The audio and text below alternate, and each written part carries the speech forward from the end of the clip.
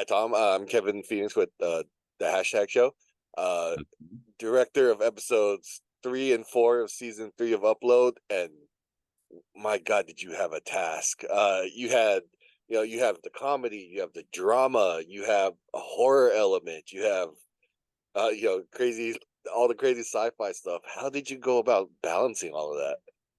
Yeah, well, I sort of, being a fan of the show, I expected, and I guess more importantly, wanted a bit of that going in. I'd been such a fan of the 2 seasons previous. And one of the things I loved about it was all the world building that went on from one episode to another. So, when I knew I was going to be on board, I was sort of, ready to get my teeth into some genres and a bit of world building. And yeah, it didn't disappoint. I mean, I don't know if you could tell, but yeah, June was an inspiration, and then there was a bit of Sam Raimi in there, and it was a lot of fun, and we were building amazing sets from the ground up just for my block, which is sort of incredible, and always a lot of fun as a director because you really do get to put your own spin on things, and yeah, I think it looked great on camera. So happy that you enjoyed it, and hope the fans do too. Yeah, I'm pretty sure everyone's gonna love it. In the I wanted to ask about the original Upload area, the original Lakeview. The walls kind of reminded me of The Shining. Was that intentional? Like it had that like same color scheme. Like it was a different shape for sure, but like that color scheme just You popped got out. it's one of those things, right? So we talked about it for a long time, what the beta original Lakeview should look like. And in the script, there was lots of reference to glitches and, it being a bit rough around the edges and a bit shoddy. And yeah, we went to see a location for something else. And we walked into this mansion. And yeah, there was a room that was, yeah, wall-to-wall tartan, or plaid, I guess you'd call it. I'd call it tartan, but it was plaid. Wall-to-wall plaid, but then also the ceiling was plaid. Yeah, we I was like, this looks like a glitch. This looks like lazy programming. This looks like someone has just copy and pasted the walls onto the ceiling. So then we ended up implementing that into, this Lakeview 1.0. So it was one of those funny things where, there was a lot of discussion about how it should look and what would portray that, this was the slightly dodgy work in progress version of Lakeview. And then we walked into this location and I was, like that. That's what you want to do. We want to have it like that. But yeah, that was the sort of horror element, the sort of horror world that I got to build. And it wasn't just the environment, it was some of the characters, as you know, that sort of inhabit that world. We got to have a lot of fun with. And it was good even just like getting to see Nathan scared and terrified, putting this sort of cool character we're used to seeing into a sort of very different environment and see him, be scared and out of it was a lot of fun. I really enjoyed this part, especially the physical comedy. I like personally I think Robbie Amell is a very underrated physical comedian. Like he just has these weird things that just make me laugh. But also oh my God, I'm blanking on her name. I'm sorry, Allegra? No. Allegra. Yeah, Allegra. Allegra Uh plays it, yeah. when she was in the suit, the haptic suit, and running away from I forgot his name, but the bug-eyed Yeah, the guy on the avatar. island. I Yeah. laughed so hard. Can you talk about like bringing the physical aspects of the performances out of them for those, particularly for the horror scene? Like it's scary, but Yeah. also really really funny. Yeah. Well, Allegra herself is quite sort of statuesque, and so I think that adds a lot to it. And the thing that made me spring to mind was, when she's frozen, there's a moment where she's sort of frozen in terror. And I always remember the only note I gave to her was, when someone would die in The Ring, and she just computed it for a moment and went, yeah, and then laid on the ground and just sort of made this crazy face and shape. And yeah, it was made all the more funnier by the fact that she is sort of like Swan-like, but then also because of the character of Ingrid has been set up as this, you know, it girl, and then it's sort of always funnier to see characters like that made to look a bit ridiculous, you know.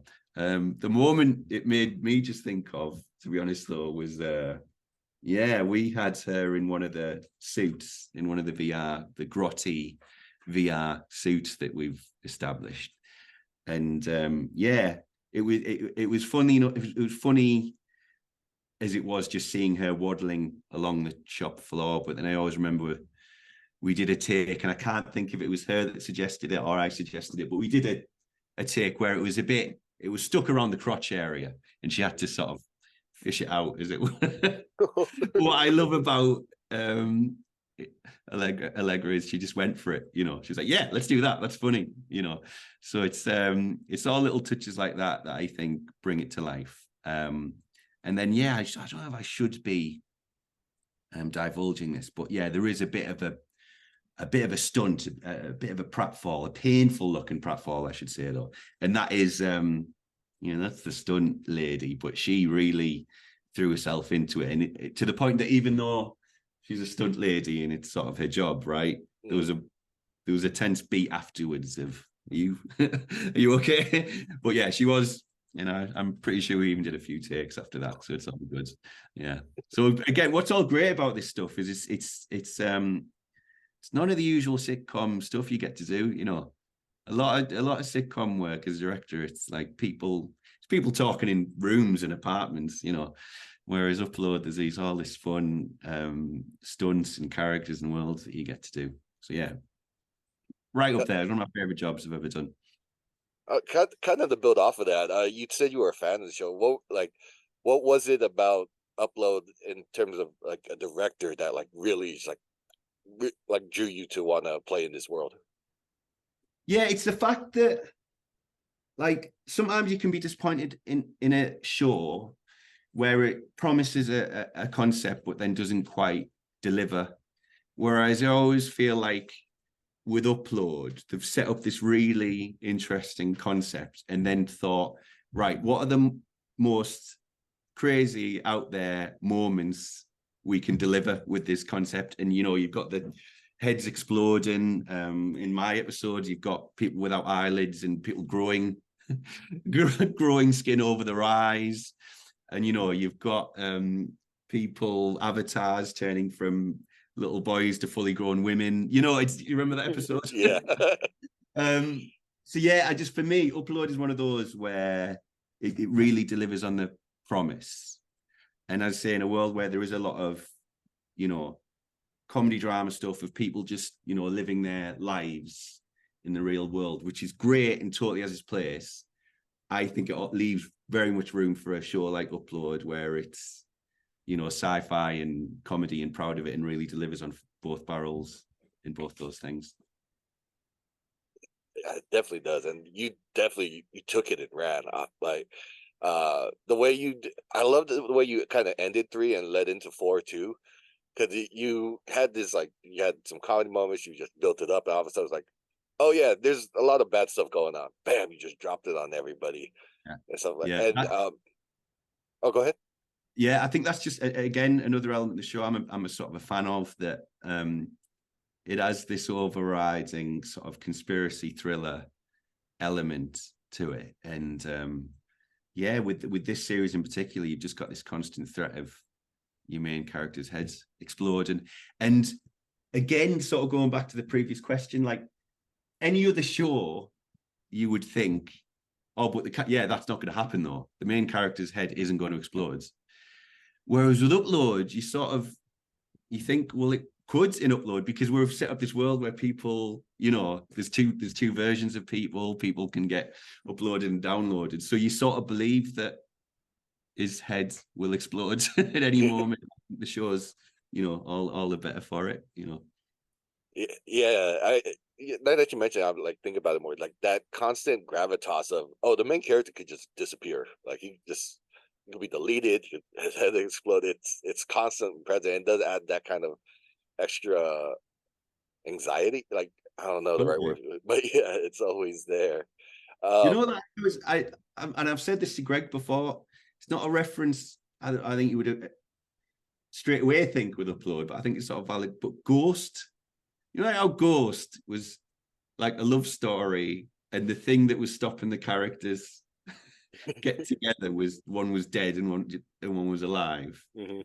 Like that, right? It's like a tech version of that. And I think the fact that Nathan and Nora have been competing against it for the previous two series, and now they've got this this new element to that in series 3 makes the love story all the more interesting. Obviously it's a tired cliche, but the fatal flaw in loads of sitcoms is with the will they won't they. As soon as you get them together, it's sort of dull. Mm-hmm. Whereas I think Upload have found a nice way around that, where it's a will they won't they and they've got together, yes, but also then that main character then might have an exploded head any second. So yeah, I think we've sort of maneuvered that quite well. Yeah, you kind of shifted that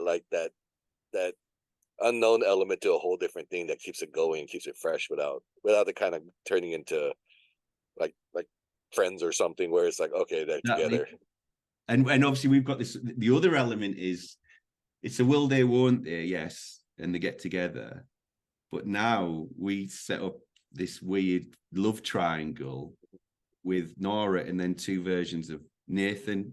So again we've took it in a very unexpected Upload-esque way, and yeah, I'm excited for the fans to see it. Yeah, I have time for one more question.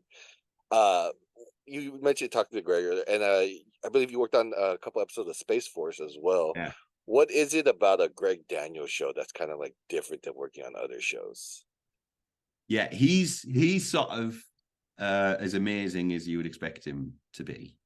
He has like this godlike knowledge of these worlds that he's set up, and his attention to detail is amazing.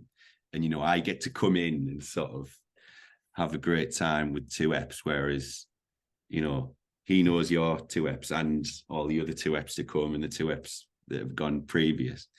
So he hasn't sort of disappointed in that way. As a guy who's always been a fan of his work, you meet him and you're like, oh yeah, I can see how King of the Hill happens from you, and The Office happens from you. Yeah, you sort of sound like someone who's made this epic dent into culture, but on top of that, he's really nice, and I do genuinely just think, obviously, even though like Space Force and The Office, and Parks and Rec and all, I've sort of the different shows.